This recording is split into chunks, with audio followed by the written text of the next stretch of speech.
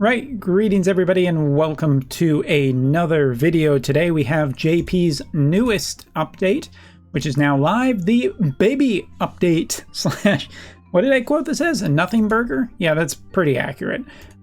This is just, in my opinion, kind of one of the least exciting weeks that we've had in Wotv in a while, and it's okay. It's fine to have these downtime weeks. Not much to talk about, but still some stuff, so getting into it. First off, this VC, it is a luck VC. It is absolutely the luckiest luck VC.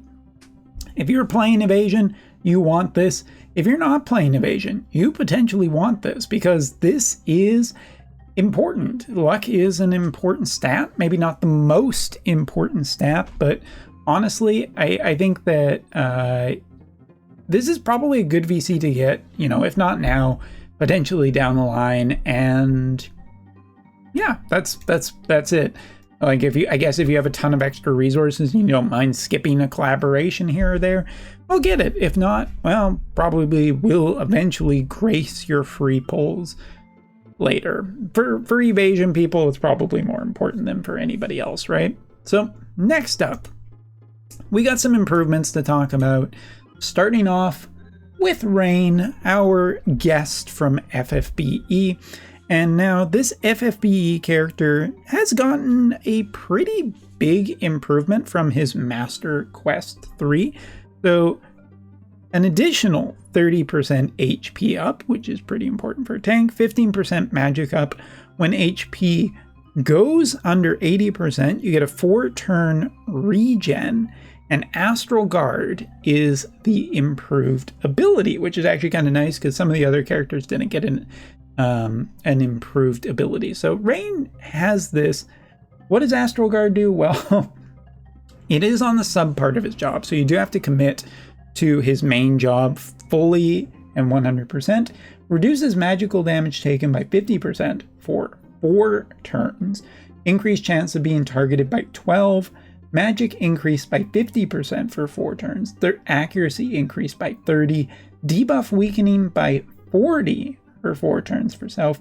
Increase physical damage based distance resistance of 10. Minimum of 3. Max range of 6. And same for magical as well.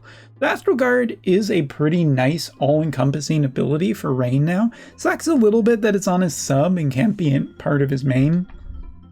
But I guess that's the trade-off. I mean, Rain did get some generally nice free improvements, and this is a character that does pop up in fire teams every so often.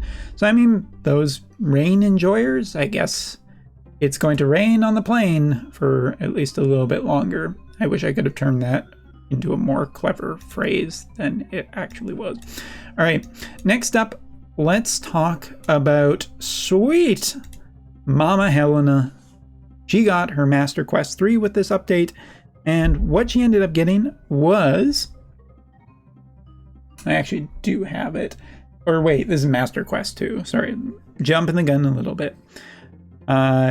Basically got magic damage increase of 10% and innate Squallier, which is interesting. Basically, increase magical distance-based resistance by 10. Minimum range of 4, maximum range of 7. Don't think this changes the conversation much about her. She is essentially pretty much in the same place that she was before. Damage increase is nice, resistance is nice, but I'm not convinced that this will make any difference into her performance whatsoever. So back on the back burner until Master Quest 3 shows up, I guess. And next up, the one, the only, the girl who continues to survive through multiple metas and is just continually still being used even to this day, Glassy. And Glassy got pretty good. She got aim of 15, AoE resistance, or AoE resistance penetration of 20, and damage absorb for the first 5 turns. That is a substantial upgrade. If we're just talking about a Master Quest 3 permanent upgrade, the accuracy is nice, the AoE penetration is nice, it makes her damage more comparable, and just it's nicer than some of the other characters' upgrades that we talked about. Or just a flat 10% sure, it's okay, but better kind of to specialize on your specialized type of damage. And damage absorbed for the first 5 turns is a lot of sustain. Not all fights go that long, though I have to say Glassy got another substantial and meaningful upgrade. So I have to say that I really quite like Glassy. I don't think this changes the conversation too much about her in terms of accuracy. And the big reason being that the accuracy issue when we're talking about Glassy, it's not just about the it's not just about that accuracy stat, it's also the luck stat. And if you look at how much luck Evade is pumping out right now, you kind of need a little bit of luck yourself. Thankfully, that new VC that we showed off earlier, well, guess what? It works for Glassy too. So there is a little bit of an equalizing force, and I do think that Glassy does put still a pretty good defense down against Earth and Earth Evade shenanigans. I'm not going to say that it's enough on her own, but goddamn, this character just keeps going. And you know what? It's probably one of my favorite Wotv designs in all of the Wotvness. So thumbs up to this. I'm unbelievably happy that this character just continues to defy, reports of her death were greatly exaggerated. So that is essentially the updates that we are looking at. But we also have a little bit extra news, and this is probably coming on the heels of the Christmas update, which will be coming very, very shortly, or Xmas winter update, whatever they're calling it, version 11.1.0. And the reason why I'm bringing this up in this video is because there's actually some quality of life stuff. Being able to do quests while background farming is running is in this version. That's really, really nice to just consolidate time a little bit better and make the game more flexible. Honestly, background farming is one of the most important updates this game has gotten in its entire history, and improving it is just a good idea. So yeah, nothing else to say there. But we do have one seriously important update, which is the commander element no longer counts towards quests. This baffles me since the very beginning of the commander system. I'm not entirely convinced that it just isn't a bug and not a feature, because it doesn't seem like a feature. For those who don't know, let's say you have a light-based elemental team with a earth commander unit.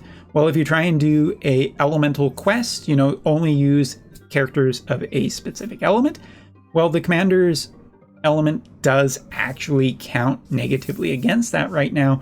That is being removed in the next quest. And to kind of sum up and talk about this, the last thing I need to talk about in this video and get to the 10-minute mark where YouTube beats me, honestly, I'm still not entirely sure why Mont was the only character chosen.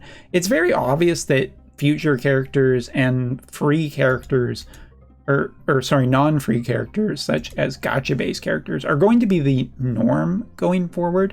But in all complete honesty, I don't know why they just didn't make the Veritas units with a overall general kind of ability, commander-based ability. That would have been really great for the Veritas units to give them a little extra value for a unit that people have spent building for an entire year.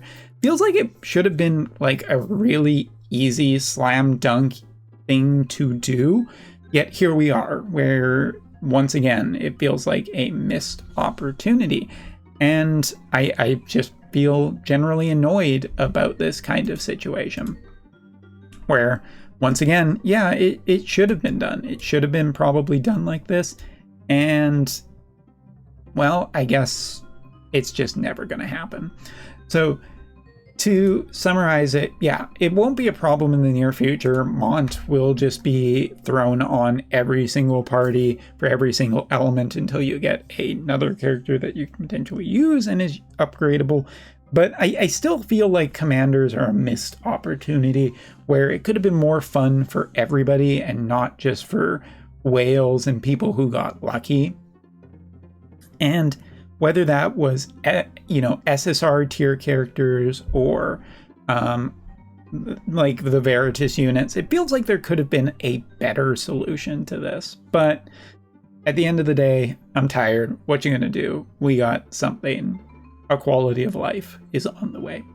So that is all for this video. To end, I would also like to say that I have read the comment saying that there is some interest in doing a potential Wotv evaluation and evaluation against FFBE. Don't know. We'll have to do some research on that before I even attempt a more complex video. So stay tuned. And thanks so much for watching. Take care. See you later.